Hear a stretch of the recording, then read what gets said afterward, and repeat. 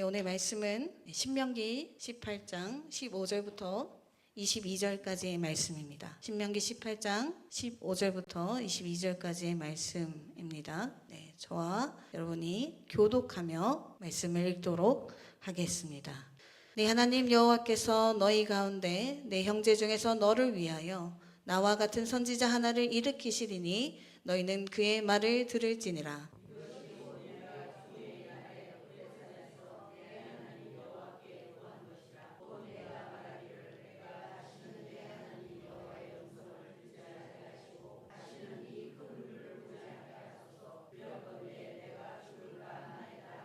여호와께서 내게 이르시되 그들의 말이 옳도다.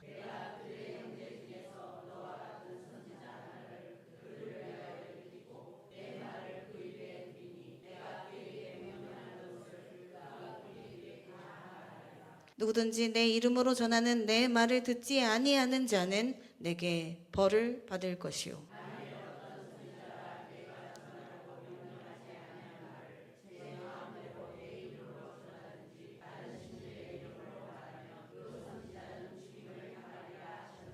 내가 마음속으로 이르기를 그 말이 여호와께서 이르신 말씀인지 우리가 어떻게 알리요 하리라.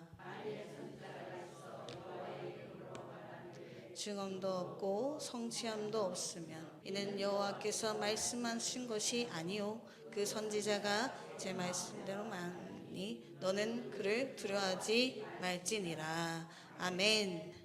할렐루야. 아멘. 네. 저도 드디어 방학이라는 것을 했습니다. 이제 그렇죠. 네, 교회 사역과 동시에 이 구약학 대학원 첫 학기를 제가 시작을 하게 되었는데요. 정말 눈, 코, 뜰 새 없이 바빴던 3, 4, 5월 달이었던 것 같습니다. 하나님 은혜 가운데 또 이렇게 첫 학기를 잘 마무리게 하시고 또 이제 드림의 교회에 오게 하셔서 하나님의 은혜 가운데 풍성히 나눌 수 있게 하시면 너무나도 감사를 드립니다. 또 이제 제가 방학을 하면서 또 운동도 좀 시작을 했고요. 원래는 운동할 시간도 없을 정도로 정말 그렇게 막 끝나자마자 과제하고 밤새서 또 이제 사역 준비하고 그랬는데 운동할 시간도 좀 확보를 한 것 같고요. 또 설교를 좀 더 준비할 수 있는 시간도 있는 것 같아요. 근데 이것이 좋은지는 모르겠어요. 성도님들께 더 어려울 수도 있기 때문에 그래서 너무 오버하지 않고 하던 대로 주님의 은혜 가운데 잘 준비를 하려고 합니다. 오늘 말씀은 하나님께서 지도자들을 세우겠다고 하시는 가운데 가장 마지막 부분에 해당됩니다. 사실 앞에서 왕을 세우는 장면과 이 말씀은 더 밀접한 연관성이 있는데요. 왜냐하면 원래 이스라엘 백성에게는 하나님 한 분만이 왕이셨고 그의 말을 대언하는 누구를 주셨던 거죠? 그렇죠. 선지자 혹은 예언자라고 하는데요. 예언자를 세우셔서 백성을 통치하셨기 때문입니다. 그러나 이스라엘 역사를 통틀어서 보았을 때 안타깝게도 대부분의 왕들은 어떻게 되나요? 모두 실패를 하게 되는데요. 제가 오늘 이거 처음으로 사용해 봅니다. 우리 목사님처럼 제가 말실수가 있거나 능력이 되지 않아서 그동안 못 썼는데 한 번씩 조금씩 쓰는 연습을 좀 하도록 하겠습니다. 대부분의 왕들은 모두 실패를 하게 되었지 않습니까? 아마도 하나님께서는 왕을 세우는 것부터 원치 않으셨었어요. 그렇죠? 그러나 하나님께서 허용하신 부분들이 있습니다. 원치 않으시지만 우리를 너무나도 사랑하셔서 우리를 허용하신 부분들이 있다는 말이에요. 그러면서도 이들이 그냥 죽음으로 마냥 치달을 수 없기 때문에 그냥 버려둘 수 없기 때문에 계속해서 일을 하십니다. 그 일이 무엇이냐 하면 바로 선지자 한 사람을 세우는 일이었습니다. 하나님은 언제나 결정적인 순간에요. 시대의 흐름을 뚫고 하나님의 말씀을 대언하며 한 나라를 바로잡는 모세와 같은 참 선지자를 세우셨습니다. 모세는 말하죠. PPT가요. 전으로 되어 있어서 하반절에 나와 같은 선지자 하나를 일으킬 것이다. 모세는 위대한 믿음의 선조 중 한 사람으로 우리 가운데 있습니다.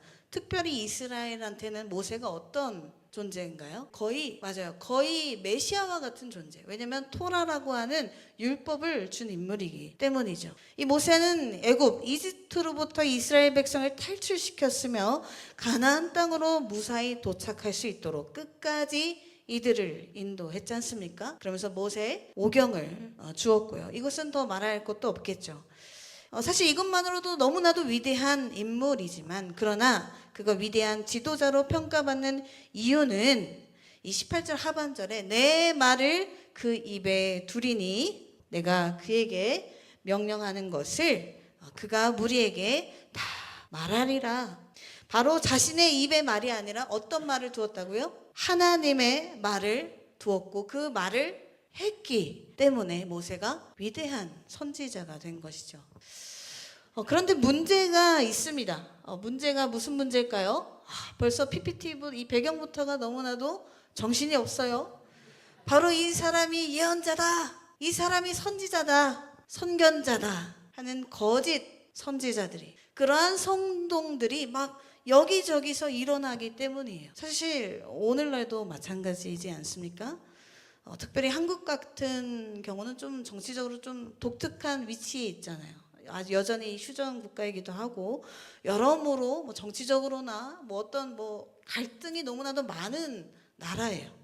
뭐 이단이나 사이비가 우죽순으로 일어나는 것도 모자라서 이러한 것들이 너무나도 횡행하고 또 정치, 경제, 사회 모든 분야를 다 이용해서 이러한 일들이 일어나고 있다는 겁니다. 왜 이러한 일들이 일어날까요? 사실 이제 이런 것만 보는 것만으로도 어지럽고 또 시끄럽고 이런 것들을 좋아하지 않는 사람 입장에서는 이해가 잘 가지 않아요. 그게 뭐가 좋다고? 그게 뭐가 좋다고 그렇게 쫓아다니까? 저희들은 이해할 수가 없잖아요. 그렇죠? 그리고 그렇게 사람들을 선동하는 사람의 마음도 이해가 안 돼요. 그렇게 사람을 속이고 내가 주목받는 게 정말 좋은 일일까? 그게 정말 행복한 일일까? 왜 이토록 난리를 치는 것일까요? 사실 이제 전도사들끼리도 이런 우스갯소리를 좀 합니다. 야, 목회하다가 힘들어지면 너도 저 광장 가서 마이크 들고 소리쳐. 거짓 선동으로 마이크를 잡고 유튜브를 찍는 순간 어마어마한 돈이 수중에 들어옵니다. 그러니까 이 종교심이 넘쳐나는 나라에서, 갈등이 넘쳐나는 나라에서 특별히 예언자다, 선지자다, 선교자다 하는 말들이 흔히 먹힌다는 거죠. 카리스마 있게 청중을 휘어잡으면요, 청중들은 좋아합니다. 왜 지금 이제 우리 아이들을 키우는 부모 입장에서 아이들에게 유튜브나 이런 영상을 보여주는 거 좋아합니까? 안 좋아하죠. 안 좋아하죠. 저희 조카들도 이제 가끔 이제 제가 보여주곤 하는데 저희 언니들이 진짜 싫어해요. 왜 안 보여주냐 하면요, 이게 뇌 앞쪽에는 전두엽이라고 있는데 이것이 영상이나 유튜브 릴스, 쇼츠 같은 것들, 그리고 자극적인 것들을 계속 보고 거기에 노출이 되면요, 이 전두엽의 기능이 상실된대요. 그 상실이 되면 어떻게 되냐? 자극적인 게 아닌 이상은 집중을 못하는 거예요. 내가 끌리질 못하는 거예요. 그냥 멍한 상태로 있게 되는 거예요. 그리고 유튜브나 릴스, 쇼츠, 나를 사로잡는 것만 쫓아다니는 거예요. 마찬가지입니다. 무언가 크게 말하고 시끄럽게 말하며 우리를 휘어잡는 것에 미혹되어서 그것들만을 취하면요, 우리의 뇌뿐만입니까? 우리의 몸은, 우리의 영은 죽어버리게 됩니다. 마비되는 거죠. 이러한 것들은 사실 두려움이라는 것에 사로잡혀서 일어날 때가 또 있는데요, 쓸데없는 걱정으로 또 하루를 살아요. 내가 어떻게 하지, 저쩌게 하지. 하늘은 맑고 태양은 떠 있는데 아침 눈 뜨자마자 생각나는 것들은 무엇입니까? 우리가 정말 하지 말아야 할 것들을 할 때가 있고 해야 할 것들을 하지 않을 때가 있는데, 이러한 두려움과 걱정에 사로잡히면 이런 일들이 일어나게 되는 거죠. 예언자의 말을 들으는 자세 무척 중요합니다. 그런데 이것이 이용당하기가 너무 쉽기 때문에 우리는 각별히 주의를 해야 한다는 것이죠. 우리는 이 신명기 18장 오늘 말씀을 그래서 오늘 잘 새겨서 분별의 영을 갖도록 해야겠습니다. 하나님의 선지자는 하나님의 말을 말하는 자입니다. 자신의 말이 아니죠. 명확합니다. 성경에는 그렇게 말씀하고 있죠. 내 입에서 나오는 말이 아니라, 사람의 말이 아니라, 어떤 정치적 견해나 대중의 인기를 좇는 말이 아니라 오직 하나님께 받은 말씀, 그 명령만을 전하는 자가 하나님의 선지자입니다. 그리고 우리는 그의 말을 들어야 합니다. 그의 말을 듣고 이 시대를 살아가는 것입니다. 이 시대에 휘둘리지 말고 하나님을 향해서, 하나님 나라를 향해서 뚜벅뚜벅 한 걸음 한 걸음 그렇게 나아가야 합니다. 그렇지 않으면 19절에서 말씀하시는 것처럼 벌을 받기 때문이죠. 우리는 여전히 선지자 그 하나, 그의 말이 필요합니다. 그런데 사람들은 또 물어요. 그 말이 여호와께서 하신 말인지 어떻게 아냐고요.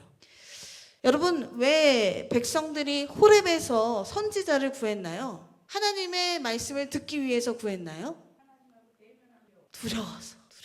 그들은 하나님의 음성을 직접 듣는 것이 너무나 두려웠어요. 그 거룩한 불과 위험 앞에 서면 자신이 죽을까 봐였죠.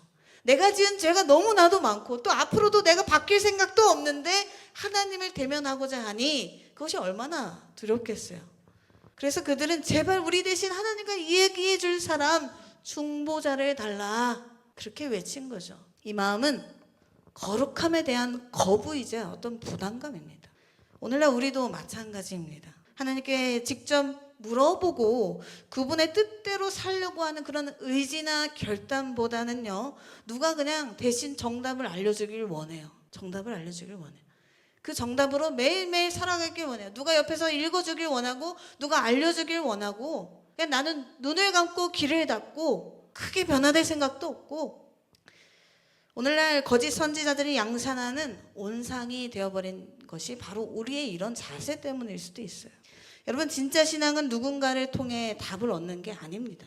물론 통하는 것은 너무나도 중요하죠. 교회에 나와서 말씀을 듣고 찬양하며 기도하는 건 너무나도 중요합니다. 그러나 내가 직접 하나님의 말씀을 읽고 쓰고 그 말씀을 묵상하여서 하나님의 뜻을 아는 것, 그분과의 친밀함을 계속해서 내가 구하는 것, 얻는 것이 진정한 신앙임을 우리는 알아야 합니다.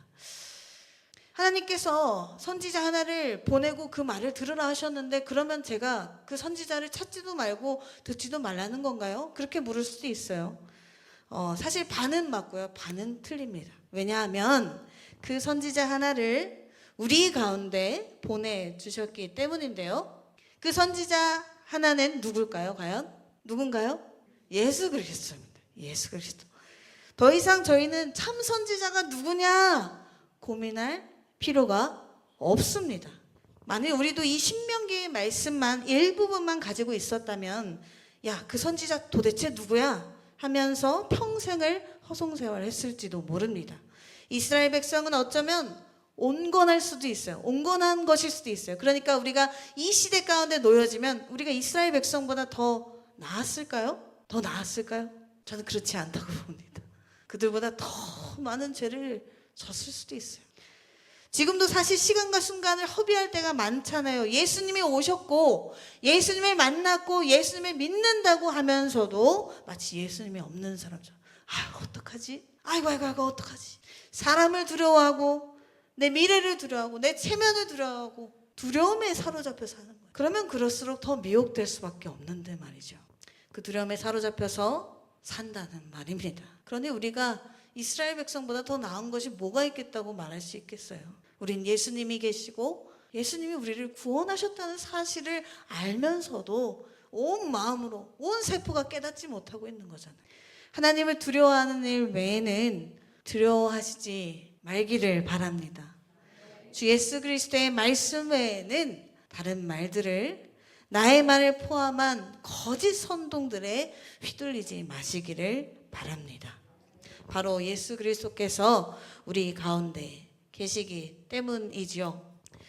이제 비로소 이 신명기 16장서부터였죠. 비로소 이제 예수 그리스도의 삼중직을 좀 설명을 드릴 수 있을 것 같습니다. 이것은 존 칼빈에서부터 시작된 표현인데요. 신명기 18장에서 하나님은 모세와 같은 선지자 하나를 약속하셨죠. 그런데 하나님은 그 약속을 넘어서서 우리를 위해 예수 그리스도를 선지자, 제사장, 그리고 왕으로 보내주셨습니다. 이것을 어려운 말로 삼중직이라고 해요. 왜 이 직분이 우리에게 분별의 힘을 가져다 줄까요? 첫째로 이 완전하신 선지자이신 예수님이기 때문입니다. 우리가 이제는요, 누군가 선지자를 쫓아다닐 필요가 없어요. 바로 예수 그리스도, 그분이 바로 우리가 찾던 참 선지자이기 때문입니다. 우리의 지난날에 불완전했던 그림자만 보였던 모사라고도 하는데요, 그것들만 보았던 것들이 아니라 이제는 예수 그리스도, 말씀 자체이신 예수님의 이 말씀을 통해서 우리가 만날 수 있기 때문이죠. 예수님은 단순히 하나님의 뜻을 전달하시는 분이 아니라 말씀 그 자체로 이 땅에 오신 분입니다. 이제 우리에게는 더 이상 점쟁이나 광장에서 마이크 잡고 떠드는 그러한 사람이나 거짓 예언자가 필요 없습니다. 우리에게는 완전한 선지자이신 예수님이 계시기 때문입니다. 여러분, 성경을 펼쳐 읽으십시오. 아까 잠깐 이제 예배 전에 계속 대화하시는 내용을 들어보니까 어떻게 쓰는지, 어디까지 썼는지 너무나도 좋은 그런 광경인 것 같아요. 너무 아름답지 않습니까? 책을 서로, 야, 필사책 이게 좋대, 저게 좋대, 야, 너도 이거 구매해봐. 이런 아름다운 대화가 어디 있습니까, 세상에. 읽어 바이블, 써 바이블, 이제 쓰는 게 힘들면 쳐 바이블 해서 이제 키보드로 치셔도 좋습니다. 손이 많이 아프신 분들은 그냥 이렇게 치시는 것도 괜찮아요. 또 들어 바이블, 그렇게 그런 운동들 가운데서 계속해서 하나님의 말씀, 예수 그리스도 그 자체이신 말씀을 읽고 묵상하기를 바랍니다. 저 또한 방학을 했으니까 열심히 잘 시작하도록 하겠습니다. 둘째로, 제사장으로 오신 예수님입니다. 대제사장이라고 하죠. 예수님께서는 우리를 위해 자기 몸을 단번에 제물로 바치신 영원한 대제사장이십니다. 예수님, 하나님과 우리 사이에 막힌 담을 십자가로 허무셨습니다. 이제 우리는 두려움 때문에 선지자를 찾아 헤매는 백성이 아니라 담대하게 은혜의 보좌 앞으로 나아가는 하나님의 자녀가 되었습니다. 제사장이신 예수님이 지금도 우리를 위해 간구하고 계십니다. 그분이 변호하시는데 무엇이 두려워 세상의 헛된 말에 귀를 기울이나요? 우리 그럴 만한 시간이 없어요. 시간이 많지가 않아요. 세 번째로, 왕으로 오신 예수님입니다. 세상의 거짓 선동자들은 여러분을 사실 노예로 만드는 거예요. 노예로 만드는 거예요. 나의 주머니를 채워주는 노예를 만드는 거예요. 노예를. 유튜브 너무 자주 보지 마십시오. 제가 저희 부모님한테도 자주 얘기하는데 유튜브에 순기능들은 있어요. 제가 옛날에 이제 관악산에 가는데 제가 맨날 가는 길이어가지고 다른 길로 가다가 다른 봉을 타버린 거예요. 다른 봉을 탔는데 다시 돌아간 게 4시간 걸리더라고요. 그때 엄청 고수로 보이는 한 아저씨가 지나가시는데 어떻게 가나요? 그랬더니 유튜브 봐! 이러고 가시는 거예요. 고수로 보이는데 막 유튜브 보래요. 막. 그러니까 유튜브에 숨기는 분명히 있습니다. 우리에게 좋은 정보를 가져다 주기도 하고, 또 말씀을 듣기 어려운 분들은 지금 이렇게 유튜브를 시청해서 보실 텐데 이러한 순기능은 잘 사용하세요. 그런데 역기능들, 안 좋은 기능들이 우리들 가운데 있기 때문에 경계하셔야 합니다. 우리가 노예로 살 수는 없잖아요. 우리가 유튜브의 노예, 우리 돈의 노예, 또 정치 노예가 정말 많은데 정치 노예로도 살 수가 없잖아요. 예수님은 어떤 분이십니까? 우리를 노예로 만드시는 분입니까? 우리를 노예에서 해방시키시는 분이죠. 죄 가운데, 두려움 가운데 있는 우리를 건지시고 죽음 가운데 놓여있는 우리를 생명을 불어넣으셔서 다시 살게 하시는 그분이 진정한 왕, 우리를 인도하시고 심지어 끝까지 순종하여 죽음으로 섬기신 겸손한 왕, 그분이 진정한 왕인 줄을 믿습니다. 사랑하는 성도 여러분, 이제 말씀을 맺겠는데요. 오늘 본문 22절은 말씀합니다. 증언도 없고 성취함도 없으며 그 선지자가 제 마음대로 한 말이니 너는 그를 두려워하지 말라. 예수 그리스도라는 참 선지자를 만난 우리에게 성취는 딱 하나입니다. 내 안에 예수 그리스도의 말씀이 자라나는 것. 그것이 우리 삶의 진정한 성취예요. 세상의 불안한 뉴스들이 여러분을 계속 미혹하려고 할 때에 그때마다 기억하시기를 바랍니다. 이거 함께 읽어봤으면 좋겠는데요. 함께 읽어볼까요? 시작. 나에게는 완전한 선지자이신 예수님이 계시다. 나에게는 나를 변호하시는 대제사장 예수님이 계시다. 나에게는 나를 다스리시는 왕 예수님이 계신다. 아멘. 이 믿음으로 광장의 시끄러운 소리가 아닌 골방에서 들려주시는 주님의 음성에 귀를 기울이며 뚜벅뚜벅 걸어나가는 저와 여러분이 되시기를 주님의 이름으로 축원하고 축복합니다. 우리 기도하시겠습니다. 하나님 아버지, 오늘 우리에게 참된 선지자로 오신 예수 그리스도를 알게 하시니 참 감사합니다. 세상은 끊임없이 불안을 조장하고 두려움을 조장하여 우리를 미혹하지만 우리는 오직 예수 그리스도를 찬양하며 그 말씀 위에 굳게 서기를 원합니다. 우리에게 말씀을 가르치신 선지자 예수님, 우리에게 우리의 귀를 열어 주시옵시고, 우리를 위해 간구하신 대제사장 예수님, 우리를 두려움에서 건져 주시옵소서. 우리의 삶을 다스리시는 만왕의 왕 예수님, 우리의 마음 중심을 온전히 통치하여 주시옵소서. 그렇게 될 줄을 믿사오며 주 예수 그리스도의 이름으로 기도드립니다. 아멘. 우리 찬송